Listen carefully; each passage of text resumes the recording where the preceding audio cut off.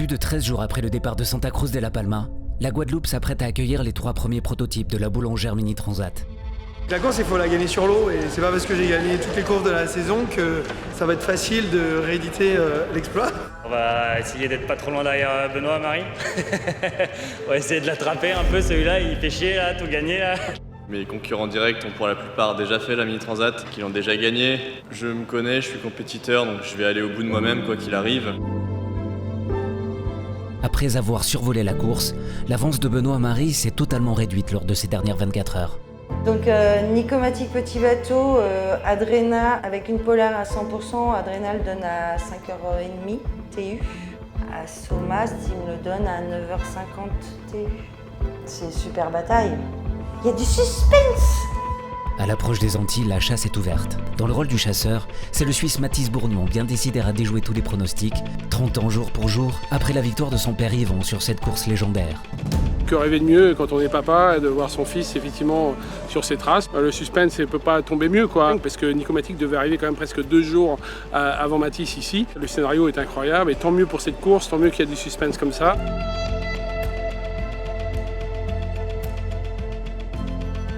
Écoute, on a dormi et puis à minuit local, là, on s'est réveillé avec le pointage, avec Mathis qui venait de doubler Benoît et même 10 000 devant.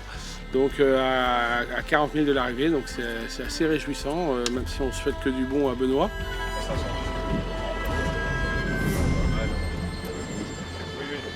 C'est sous la lune antillaise et une houle formée que la civilisation vient peu à peu à la rencontre de Mathis, parti en solitaire traverser l'Atlantique sur son bateau de 6,50 m.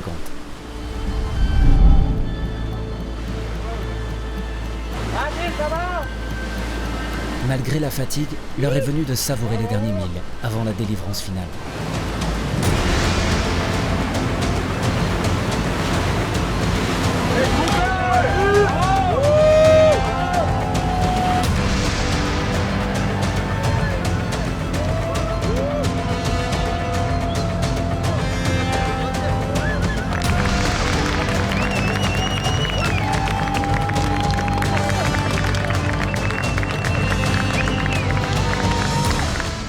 En remportant la boulangère Mini Transat 2025, Mathis Bourgnon décroche à 28 ans la plus belle victoire de sa jeune carrière.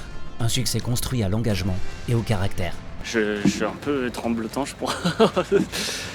Je sais pas, il y a plein de trucs.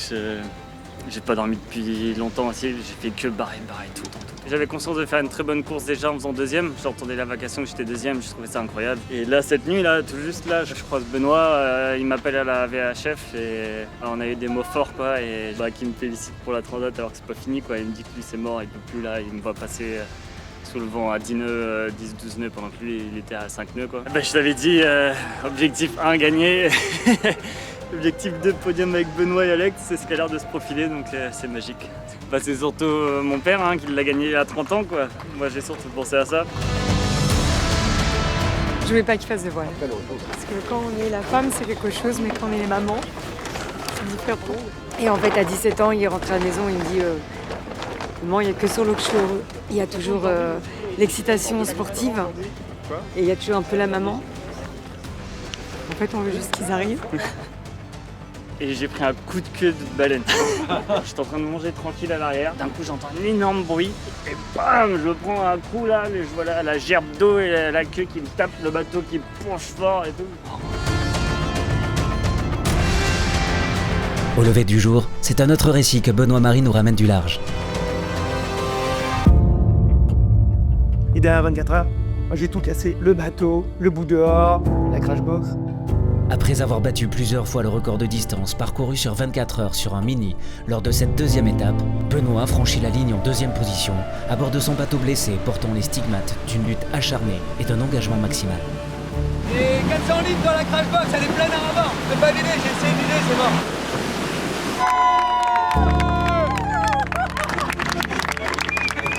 C'est à toi. C'est une machine.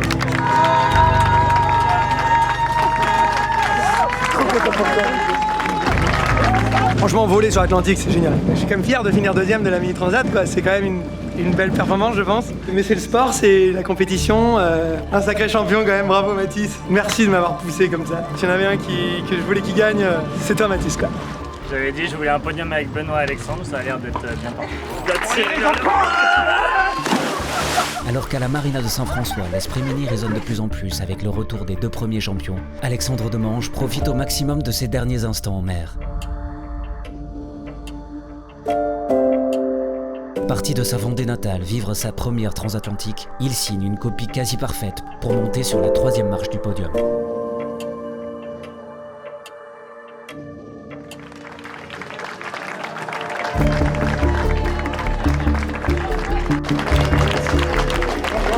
Putain, t'as fait une course de 2 ans,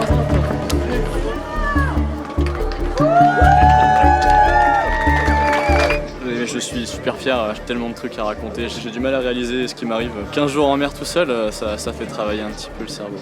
Oui, il y a des très bons souvenirs. Je pense que ma caméra aura quelques histoires à raconter aussi. J'ai pas mal pleuré. C'est quand même pas anodin de traverser l'Atlantique sur un si petit bateau, quoi. Une grande partie de la réussite de ce podium aujourd'hui, c'est grâce à Jimmy, donc il a toute sa place dans ma voie. Partis pour traverser l'Atlantique, plus de 80 skippers vont pointer leurs étraves sur les rivages de la Riviera du Levant ces prochains jours. Du premier au dernier, sa marée à la terre ferme marquera l'accomplissement d'un rêve, qui souvent a commencé en regardant et écoutant ces histoires du large.